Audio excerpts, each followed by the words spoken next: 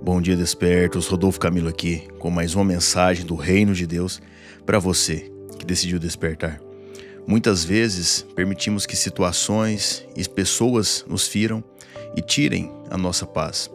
Muitas vezes nos tirando até da presença de Deus. Mas esse não é o desejo do Pai. O desejo dele é que a gente consiga avançar e chegar no alvo da nossa caminhada com o coração puro, livre e desembaraçado. E hoje eu quero falar com você sobre isso, sobre as vezes que as pessoas te magoaram, te traíram, te feriram e sobre o que se deve fazer para avançar. Falando hoje então sobre a nobreza do perdão. A nobreza do perdão. E a primeira chave que eu quero e preciso deixar no seu coração é: o perdão não é sobre você. O perdão não é sobre você, nunca foi e nunca vai ser. Lucas capítulo 17, verso 1 ao 6, nós lemos: Jesus disse aos seus discípulos: é inevitável que existam pedras de tropeço, mas ai de quem é responsável por elas. Seria melhor para esse que uma pedra de moinho fosse pendurada ao seu pescoço e fosse atirado ao mar, do que fazer tropeçar um destes pequeninos. Tenham cuidado, se o irmão pecar, repreenda-o. Se ele se arrepender, perdoe-lhe. Se pecar contra você 7 vezes num dia, e 7 vezes vier para lhe dizer estou arrependido, perdoe-lhe.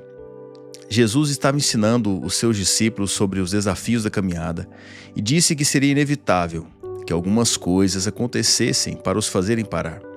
E mais precisamente que eles mesmos não fossem motivo de tropeço para as outras pessoas. Enfatizando a responsabilidade de quem já caminhou um pouco mais na fé, para ter um zelo e coerência, a fim de não fazer um novo na fé, os pequeninos são os novos na fé, não tropeçarem. E nesse sentido, Jesus diz algo muito forte e claro sobre a caminhada. Sobre o perdão que muitas vezes vamos precisar dar para conseguirmos continuar caminhando. E nesse trecho da fala temos 2 direções: repreender quem pecou e perdoar caso tenha se arrependido. Não temos o papel de consertar o mundo. Não somos responsáveis pela decisão e pelo arrependimento dos outros. Mas temos responsabilidade de não pararmos porque alguém errou com a gente, pecou com a gente, você entende isso? E essa mesma ocasião é narrada no Evangelho de Jesus segundo Mateus, está lá em Mateus capítulo 18, 21, veja. Então Pedro, aproximando-se, perguntou a Jesus: Senhor, até quantas vezes meu irmão pecará contra mim que eu lhe perdoe? Até 7 vezes? Essa é uma outra narrativa da mesma história, só que narrada por Mateus. E Jesus não estava direcionando a sermos compassivos com os erros intermináveis dos outros, dos nossos próximos. Ele estava ensinando que não importa quantas vezes alguém errou contra a gente, nós temos que ter um coração puro bastante para liberar isso do nosso coração e seguir em frente.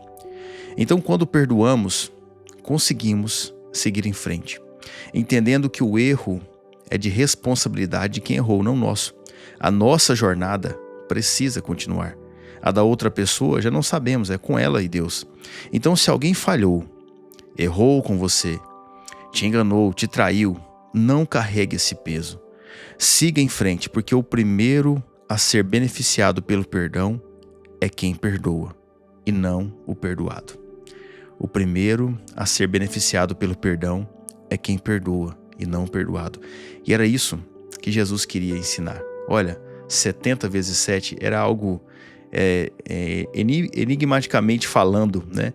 Existia um símbolo, um mistério sobre o número, sobre a perfeição, mas Jesus estava dizendo: olha, quantas vezes for preciso, perdoe, porque você precisa seguir em frente. Quem está sendo beneficiado é você, não é o outro. A segunda chave que eu quero deixar no seu coração: dê ordem às suas emoções. Dê ordem às suas emoções. Nesse mesmo trecho, os apóstolos disseram a Jesus: Senhor, aumente-nos a fé. Ao que o Senhor respondeu: se tiverem fé como um grão de mostarda, diriam a essa amoreira: arranque-se e transplante-se no mar, e ela obedeceria. Aqui está o trecho de Lucas, capítulo 17. Depois você lê Lucas 17. Mas a Bíblia não fala claramente quem pediu isso para Jesus: Senhor, aumente-nos a fé. Mas eu acredito que tenha sido Pedro. Impulsivo, expressivo, sincero até demais. O pedido foi muito coerente com a situação, sabe? Jesus ensinando que se deve perdoar quantas vezes necessário for, e alguém pede: mestre, aumente a nossa fé. Porque é exatamente isso que precisamos para perdoar. O quanto necessário é, né? Nós precisamos de fé. Fé para acreditar que quem de fato é beneficiado pelo perdão é quem perdoa e não perdoado. Porque muitas vezes, se não a maioria, quem é perdoado não tem nem consciência ou assume que de fato ele errou. Vive negando e mentindo para si mesmo a vida toda. E sem fé, não vamos conseguir fazer isso. Não do jeito certo.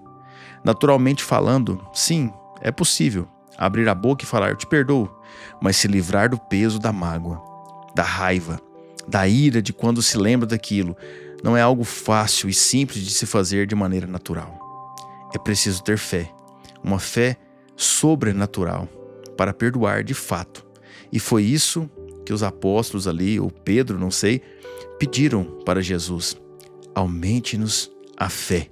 E Jesus diz: se vocês tivessem fé, como um grão de mostarda, diriam a essa moreira: arranque-se e transplante no mar, e ela obedeceria. O que Jesus queria dizer com isso? E por que logo nesse contexto, falando de perdão, introduzir fé?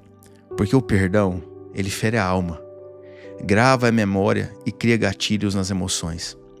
Para curar a alma, lembrar sem dor e se livrar dos gatilhos emocionais é preciso uma direção e uma fé prática. Jesus estava ensinando aqueles discípulos a ter uma fé prática. Você precisa dar ordem para isso, você precisa falar para as suas emoções o que você quer que ela sinta. É preciso dizer a si mesmo, para a sua alma, para as suas emoções, que você está livre daquela situação. Que isso não te domina mais. Que você decidiu seguir em frente sem peso, sem mágoa, sem sentimento de vingança. É isso que Deus quer de você. E é isso que precisamos fazer. Quando algo ou alguém nos fere, dar ordem às nossas emoções. Falar em voz alta que você perdoa aquela pessoa, que você se livra daquela mágoa, que isso não te pertence mais. Isso é dizer para a moreira: transplantar-se no mar. Isso que Jesus quis dizer, porque só avança quem se livra daquilo que não é mais necessário. Só avança quem se livra daquilo que não é mais necessário. Jesus nos ensinou isso. Nós precisamos dar ordem às nossas emoções, às nossas mágoas. E aí entramos na terceira e última chave para encerrarmos. Se livre da mágoa para construir um novo futuro. Se livre da mágoa para construir um novo futuro. Porque o Senhor respondeu: se vocês tivessem fé como um grão de mostarda, eu diria a essa moreira. Existem alguns símbolos na ilustração que Jesus trouxe: o grão de mostarda, a moreira, o mar, a obediência. O grão de mostarda não é muito grande, ou seja, não precisamos de muito para mudar algo em nossa vida. Só precisamos ter uma fé prática e verdadeira. Já a moreira, ela possui raízes profundas, robustas e muito resistentes. Jesus trouxe isso, não foi em vão. E Jesus que nos quis dizer que se tivermos uma fé pequena, mas ativa, conseguiríamos transportar algo forte, profundo e resistente. Agora olhe para o contexto dessa história. O perdão libera a mágoa da nossa vida. Mas isso só é feito se tivermos uma fé ativa.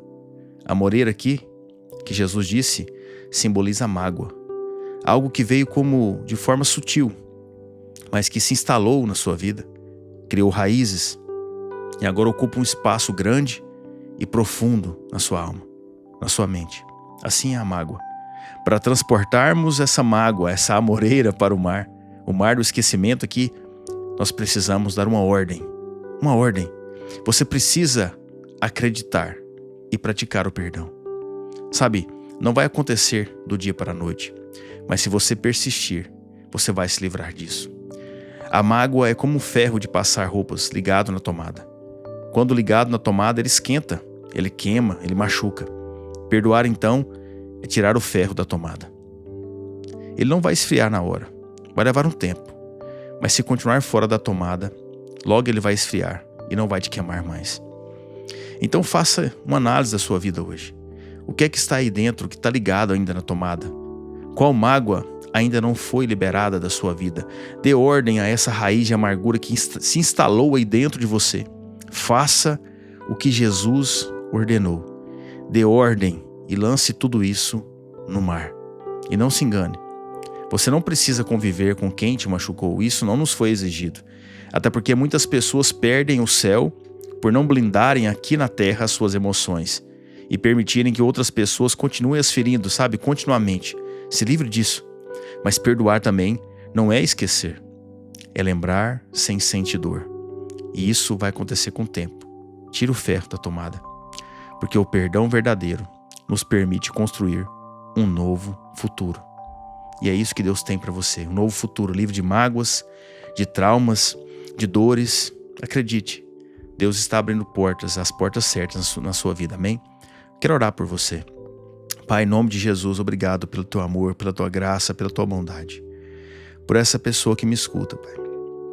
Eu sei que teu Espírito Santo já tocou em áreas secretas, ocultas, que estavam, às vezes, papai, escondidas na alma, mas que o Senhor conhece.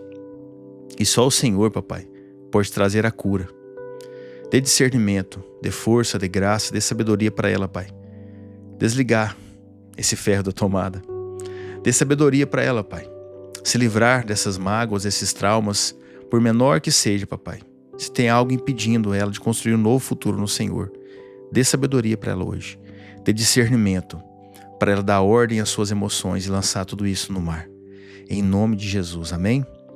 Respire fundo. Descansa em Deus.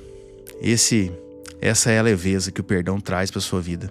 Eu acredito e eu creio que Deus está trazendo um novo tempo para a sua vida, porque você está vivendo a nobreza do perdão, amém? Se você lembrou de alguém, compartilhe com essa pessoa, deixe que Deus faça aquilo que precisa ser feito, porque certamente aquilo que Ele tem feito na sua vida, Ele fará também na vida de outra pessoa, em nome de Jesus, amém? Nós nos vemos aqui amanhã, nos encontramos aqui amanhã, e eu termino te lembrando: desperta, tu que dormes, e Cristo te iluminará.